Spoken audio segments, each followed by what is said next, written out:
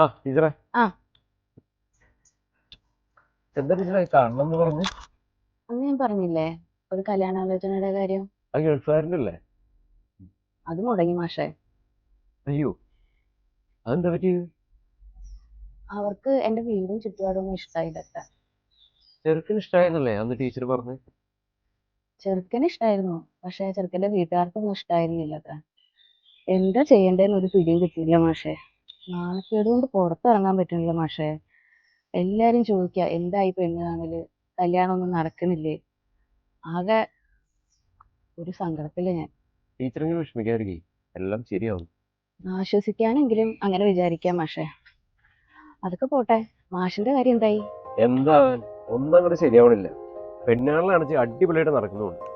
എല്ലാവർക്കും പ്രായമാണ് ഒരു പ്രശ്നം.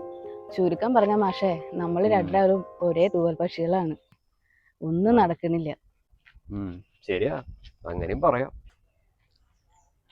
എന്നാ ഞാൻ പോട്ടെ മാഷേ, വെക്കേഷൻ ക്ലാസ് ഉണ്ട്, കുട്ടികളൊക്കെ വന്നിട്ടുണ്ടാവും. എന്നാ ഞാൻ വിളിക്കാം മാഷേ. ശരി ടീച്ചറെ.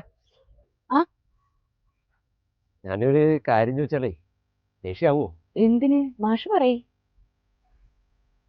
അത് പിന്നെ ടീച്ചറെ, ഞാനും എൻ്റെ അമ്മയും കൂടിയിട്ട് വീട്ടിലേക്ക് വരട്ടെ ഒരാലോചനയായിട്ട്?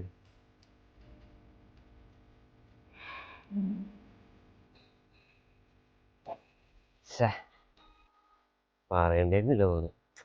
ടീച്ചർ ഇപ്പം എന്ത് വിചാരിച്ചാണോ? എന്തൊക്കെ ചെയ്യേ?